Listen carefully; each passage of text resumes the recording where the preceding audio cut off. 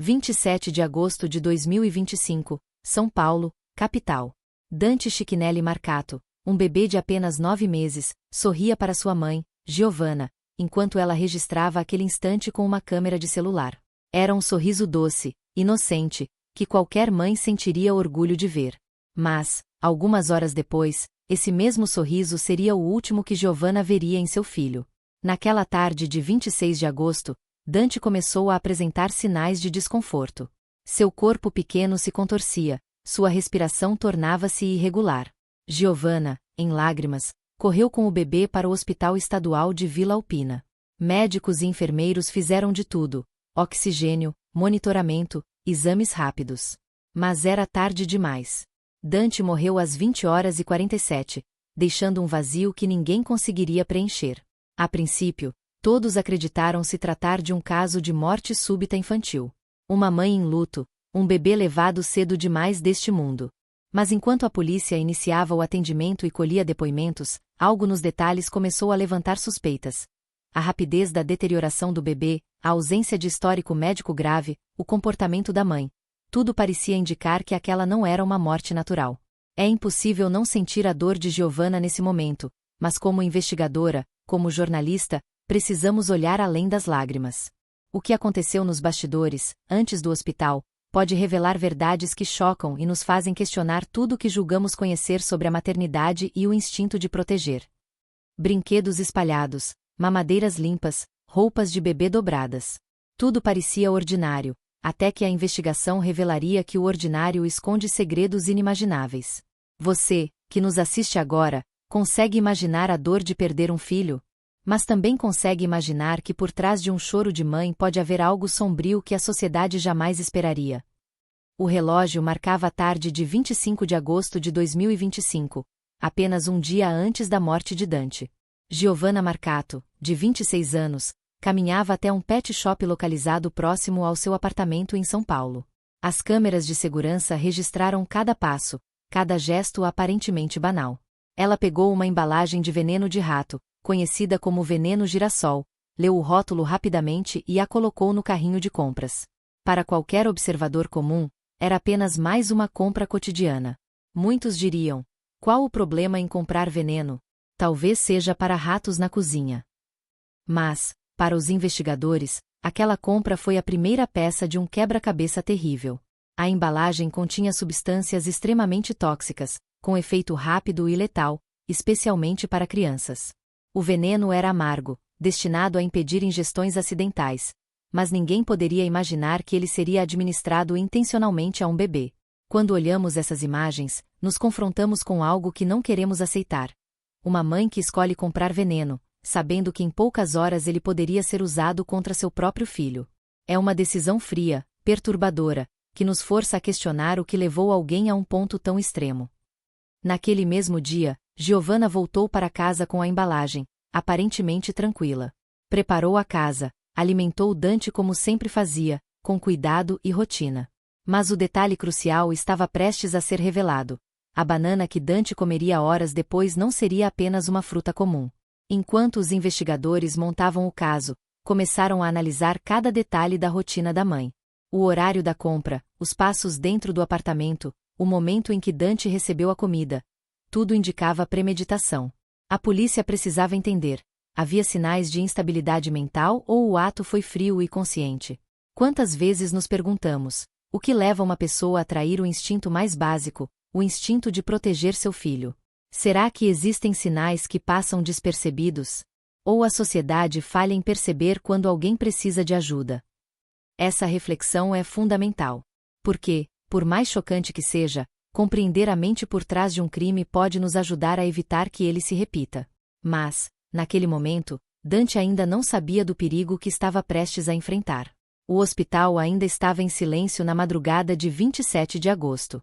Dante, o bebê que sorrira dias antes para sua mãe, havia partido, deixando um vazio irreparável. Mas os médicos sabiam que precisavam investigar a fundo. A morte súbita infantil é comum, mas a rapidez com que Dante havia falecido levantava suspeitas. O exame necroscópico se tornou a peça-chave que revelaria a verdade por trás da tragédia. Durante a análise, os legistas encontraram algo alarmante. O estômago de Dante continha traços de uma substância química extremamente tóxica, compatível com o veneno de rato comprado por Giovanna dias antes. A quantidade era suficiente para levar um bebê de 9 meses à morte em poucas horas. Não havia dúvidas, aquilo não foi acidente. É impossível não sentir um misto de incredulidade e tristeza. Um bebê inocente, que ainda nem entendia o mundo, teve sua vida interrompida por uma ação humana.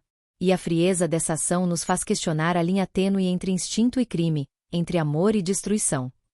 A análise detalhada revelou outro ponto perturbador. Dante ingerira o veneno misturado à banana amassada que sua própria mãe lhe oferecerá. Cada mordida representava um passo rumo ao fim. A polícia percebeu que o ato não era impulsivo, havia planejamento, conhecimento e intenção clara. Enquanto os investigadores reuniam provas, Giovanna permanecia na sua casa, aparentemente serena, recebendo amigos e familiares. Alguns relatos indicam que ela chorava, mas especialistas afirmam que o luto pode ser manipulado, usado como máscara para esconder a culpa. A apresentadora comenta: essa dualidade é cruel. Por um lado, vemos lágrimas. Por outro, percebemos uma mente capaz de planejar algo tão extremo. É um conflito que nos desafia a compreender a complexidade humana. E você, que nos assiste agora, consegue imaginar como seria descobrir que o perigo vinha de quem deveria proteger? Que sinais poderiam ter alertado a sociedade, os vizinhos ou familiares? Será que, às vezes, estamos tão focados na rotina que deixamos escapar sinais que poderiam salvar vidas? O exame necroscópico não apenas confirmou a causa da morte, intoxicação por veneno de rato, mas também deu início a uma investigação que transformaria uma mãe em suspeita, e um luto em suspeita de crime. A madrugada de 27 de agosto de 2025 foi silenciosa, mas carregada de tensão. Enquanto a cidade de São Paulo dormia, a polícia cercava o apartamento de Giovanna Marcato. As evidências já eram sólidas: a compra do veneno registrada pelas câmeras, os resultados do exame necroscópico confirmando a intoxicação de Dante, e o relato de vizinhos sobre a rotina da família. Tudo apontava para uma tragédia planejada. Às 2h15, os investigadores bateram à porta do apartamento. Giovanna abriu, com semblante cansado e olhos vermelhos de choro. No instante em que a polícia anunciou sua prisão, um silêncio pesado tomou o local. Ela negou veementemente qualquer envolvimento, chorando e repetindo que amava o filho. Mas para os oficiais, as provas eram irrefutáveis. É um momento que nos paralisa. Uma mãe, a figura que todos associamos a proteção e carinho, se torna suspeita de um ato inimaginável. E aí nos perguntamos: como o amor pode se transformar em tragédia? Como alguém capaz de abraçar e alimentar pode, ao mesmo tempo, planejar algo tão cruel? A prisão não foi violenta. Giovanna foi levada para a delegacia, enquanto vizinhos olhavam pela janela, chocados. Alguns sussurravam: ela parecia tão normal, tão sorridente com o bebê. Outros, mais próximos, contavam sobre pequenos sinais de estresse e mudanças de comportamento que, em retrospectiva, poderiam ter sido alertas. Dentro da delegacia, Giovanna foi interrogada. Mantinha a negação firme, mas seus olhos traíam cansaço e confusão. Investigadores tentavam entender suas motivações, a racionalidade por trás do ato e se havia influências externas, como problemas psicológicos ou sociais. A apresentadora comenta: o mais assustador é perceber que, muitas vezes, não conhecemos realmente aqueles que estão ao nosso lado. Quantos sinais de alerta passam despercebidos, ou são ignorados por quem ama e por quem observa de fora? Agora queremos que você pense: se fosse um vizinho, amigo ou familiar, teria notado algo? Teria intervindo? A linha entre amor, negligência e crime pode ser mais tênue do que imaginamos. Enquanto Giovanna aguardava a transferência para a custódia, a cidade de São Paulo acordava para a notícia de que uma mãe havia sido presa sob acusação de matar o próprio filho. A tragédia ainda estava apenas começando a revelar seus detalhes sombrios. Nos dias que se seguiram à prisão de Giovanna Marcato, o país assistiu atônito ao desenrolar de um drama que misturava dor, incredulidade e perplexidade. Fotos de Dante sorrindo em redes sociais de sua mãe eram compartilhadas em grupos de WhatsApp e sites de notícias, e cada imagem parecia contradizer o crime que Giovanna agora enfrentava. Como alguém capaz de alimentar e amar poderia, supostamente, planejar a própria morte de um filho? Especialistas em psicologia criminal começaram a analisar o caso.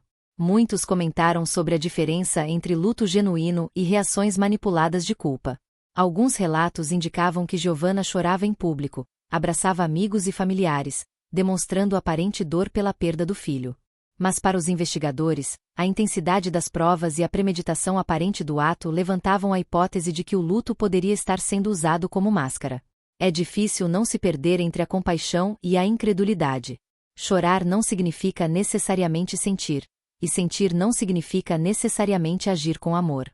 Esse caso nos força a confrontar a complexidade do comportamento humano e a perceber que a linha entre culpa, remorso e responsabilidade pode ser muito tênue. Enquanto isso, a sociedade debatia o caso. Comentários nas redes sociais variavam entre repúdio absoluto e questionamentos sobre fatores externos, estresse, solidão, problemas psicológicos. Alguns defendiam que Giovanna era vítima de circunstâncias, outros afirmavam que a responsabilidade era exclusivamente dela. É essencial refletir: até que ponto fatores externos justificam ações que custam vidas inocentes? E quanto da responsabilidade recair sobre a própria mãe? E você, que nos assiste, já parou para pensar nos sinais que a vida nos dá sobre aqueles que estão próximos? Conseguiríamos perceber o desespero antes que ele se transformasse em tragédia? Ou muitas vezes o silêncio e a rotina nos cegam? Os psicólogos chamam atenção para a necessidade de suporte emocional e social. Famílias que enfrentam estresse, depressão ou sobrecarga precisam de acompanhamento constante. A falta de ajuda pode gerar consequências devastadoras, como as que transformaram o lar de Dante em um cenário de crime e luto. Enquanto a investigação avançava, o público continuava a debater. Havia real arrependimento em Giovanna? Ou o luto era apenas uma cortina, obscurecendo uma culpa que ninguém queria enxergar? A tragédia de Dante nos força a pensar em limites, sinais e a responsabilidade que todos temos ao cuidar do próximo. Antes da tragédia, Giovanna Marcato era conhecida por sua vida aparentemente comum, mas cheia de nuances que, em retrospectiva, podem levantar questionamentos sobre sua estabilidade emocional. Aos 26 anos, ela trabalhava como tatuadora, uma profissão que exigia criatividade, paciência e contato próximo com clientes. Nas redes sociais, compartilhava fotos vibrantes, viagens e momentos com Dante, mostrando uma imagem de mãe carinhosa e mulher independente. Mas o que parecia um cotidiano alegre escondia detalhes que poucos conheciam. Investigações posteriores revelaram que Giovanna morava sozinha com o bebê. Relatos de vizinhos indicavam que, embora sorridente em público, ela frequentemente demonstrava sinais de cansaço extremo, falava sozinha ou mostrava frustração com pequenas coisas. Não havia registros de familiares próximos oferecendo suporte constante. A ausência de uma rede de apoio pode ter amplificado seu isolamento emocional, criando um terreno fértil para decisões impulsivas ou pensamentos extremos. Olhamos para as redes sociais e vemos apenas a imagem que a pessoa quer mostrar. Mas a vida real, a rotina dentro de casa, os pequenos sinais que se perdem na correria diária, muitas vezes contam outra história. Precisamos aprender a olhar além das telas e perceber o que se esconde atrás de cada sorriso digital. Amigos próximos contaram que Giovanna era dedicada, mas também passava por momentos de estresse intenso devido à combinação de trabalho, cuidados com o bebê e dificuldades financeiras. Segundo especialistas, essas condições, quando não acompanhadas de suporte emocional ou acompanhamento psicológico, podem gerar alterações de comportamento significativas, às vezes culminando em atos extremos. E se estivéssemos mais atentos aos sinais? Se alguém tivesse notado o isolamento, a exaustão, a frustração ou os pequenos indícios de instabilidade emocional, Dante poderia estar vivo hoje? Essa pergunta nos obriga a refletir sobre nosso papel como comunidade, vizinhos, amigos ou familiares. Ao reconstruir o passado de Giovanna, a investigação tentava entender não apenas os motivos do crime, mas também o contexto que levou uma mãe a cometer um ato tão devastador. Cada detalhe da rotina, cada escolha aparentemente pequena, começou a ser analisado para descobrir se havia falhas que poderiam ter sido prevenidas. A história de Giovanna nos lembra que o perigo muitas vezes vem de onde menos esperamos. Que sinais são esses que ignoramos? E que responsabilidade temos, enquanto sociedade, de cuidar não apenas de crianças, mas também dos adultos que cuidam delas? Enquanto o processo investigativo avançava, a pergunta que ninguém conseguia calar era: por que Giovanna Marcato matou seu próprio filho? A motivação ainda não estava clara, e os especialistas mergulharam em teorias e análises psicológicas para tentar compreender o que poderia levar alguém a cometer um ato tão extremo. Alguns psicólogos apontaram para fatores emocionais e psicológicos: estresse intenso, depressão pós-parto, sensação de isolamento, pressão social e financeira. Outros especialistas consideraram a possibilidade de transtornos de personalidade ou crises de descontrole emocional. No entanto, nenhuma dessas hipóteses por si só justificava a ação. A verdade é que motivação humana muitas vezes é uma mistura complexa de fatores internos e externos, e compreender isso não é desculpar, mas tentar entender. É difícil aceitar que alguém possa causar dano a um ser tão inocente, mas precisamos explorar todas as camadas do comportamento humano. Qual é o ponto em que o desespero, o estresse ou a solidão se transformam em tragédia? E quais sinais nós, como sociedade, deixamos passar despercebidos? Enquanto isso, relatos de amigos e familiares sugeriam que Giovanna vinha enfrentando momentos de grande pressão. A falta de rede de apoio, a rotina exaustiva e a sensação de sobrecarga podem ter contribuído para uma mentalidade distorcida. Cada detalhe de sua vida cotidiana passou a ser analisado: como ela lidava com frustrações, suas respostas a pequenas adversidades, a maneira como expressava ou escondia emoções. E você, que nos assiste, já se perguntou o que pode estar acontecendo na vida daqueles que parecem felizes nas redes sociais, mas escondem sofrimento intenso? Quantos atos impensados poderiam ser prevenidos se houvesse mais empatia, mais observação e mais apoio? A investigação tentava também entender se havia elementos externos influenciando Giovanna: pressões sociais, relacionamentos conturbados ou outros fatores que poderiam ter exacerbado seu estado emocional. No entanto, mesmo com todas as análises, a motivação completa continuava sendo um enigma, deixando para a justiça e para o julgamento a tarefa de esclarecer a responsabilidade moral e legal. A motivação de um crime tão cruel pode ser complexa, multifatorial, mas não menos chocante. E você, acha que fatores externos podem, de alguma forma, explicar um ato tão extremo? Ou a responsabilidade é inteiramente da mãe? Deixe sua opinião, porque refletir sobre isso pode nos ensinar a prevenir futuras tragédias. O caso de Dante e Giovanna rapidamente tomou proporções nacionais. Jornais, sites de notícias, programas de TV e redes sociais começaram a repercutir cada detalhe do crime, amplificando a incredulidade e o choque da sociedade. Fotografias do bebê, imagens do apartamento, relatos de vizinhos e especialistas eram compartilhados em todos os cantos, acompanhados de comentários emocionados, indignados e, muitas vezes, julgadores.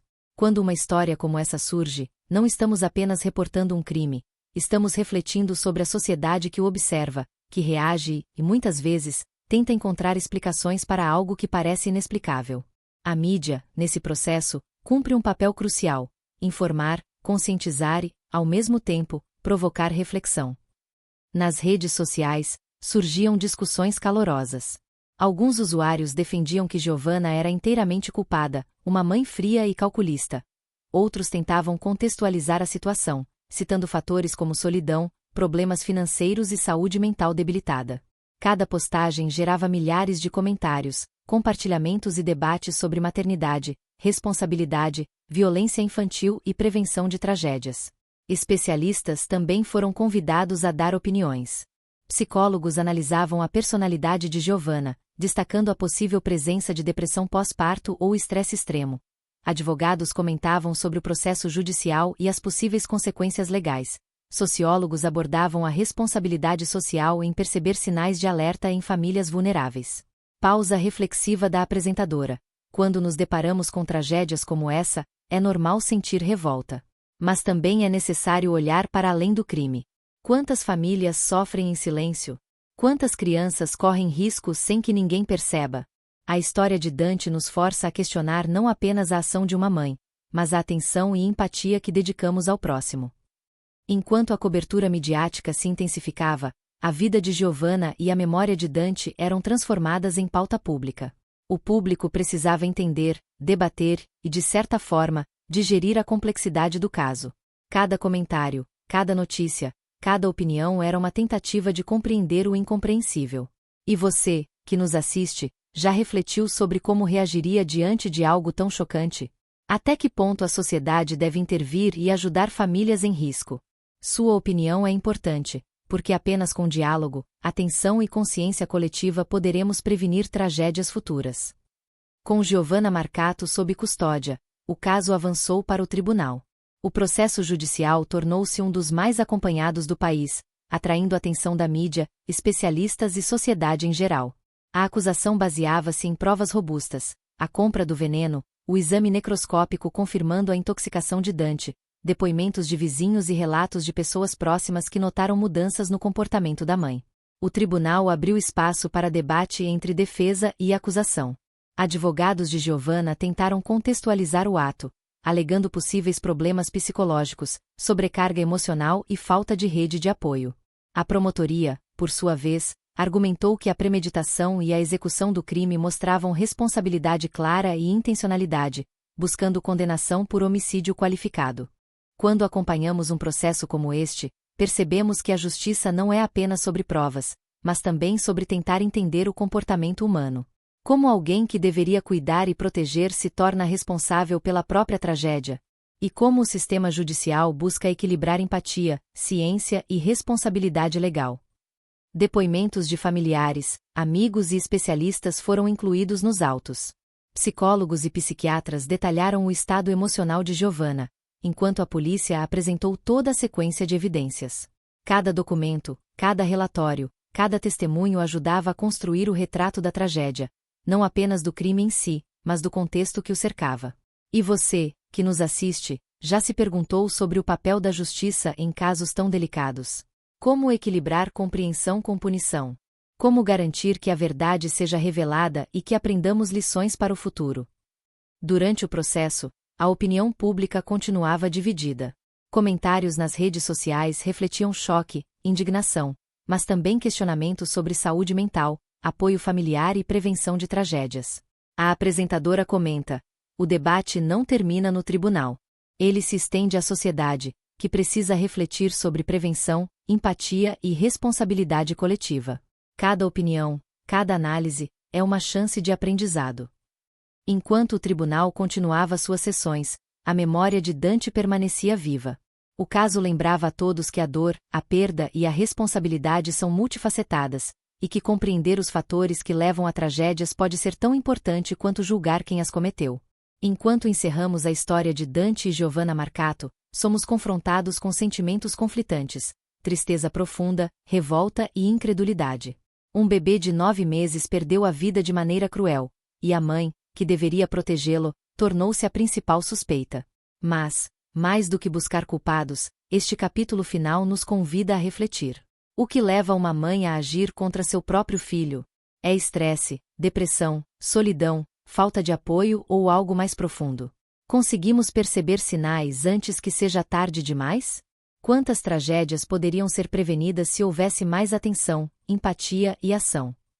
O caso gerou discussões acaloradas nas redes sociais.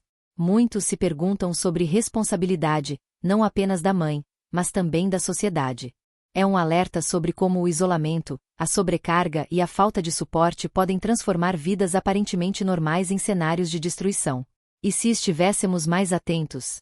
Se vizinhos, familiares ou amigos tivessem percebido pequenos sinais de alerta, poderíamos ter salvado Dante?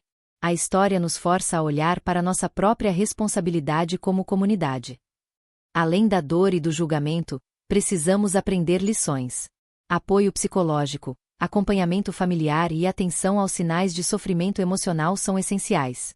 Crianças dependem de adultos que não apenas cuidem de suas necessidades físicas, mas também estejam atentos às suas vidas emocionais e aos contextos familiares. E agora, queremos ouvir você, que nos assiste. O que você faria se percebesse sinais de alerta em uma família? A culpa é totalmente da mãe ou existem fatores externos que influenciaram a tragédia? Como a sociedade poderia agir para prevenir casos como este? Deixe sua opinião nos comentários, participe do debate e reflita. Histórias como a de Dante não acontecem isoladamente. Elas nos lembram da importância de atenção, empatia e responsabilidade coletiva. Só através do diálogo e da reflexão podemos aprender, e talvez, evitar que outra criança passe por uma tragédia semelhante. Porque, por mais dolorosa que seja a realidade, o silêncio e a indiferença podem custar vidas. E cada um de nós tem um papel na prevenção.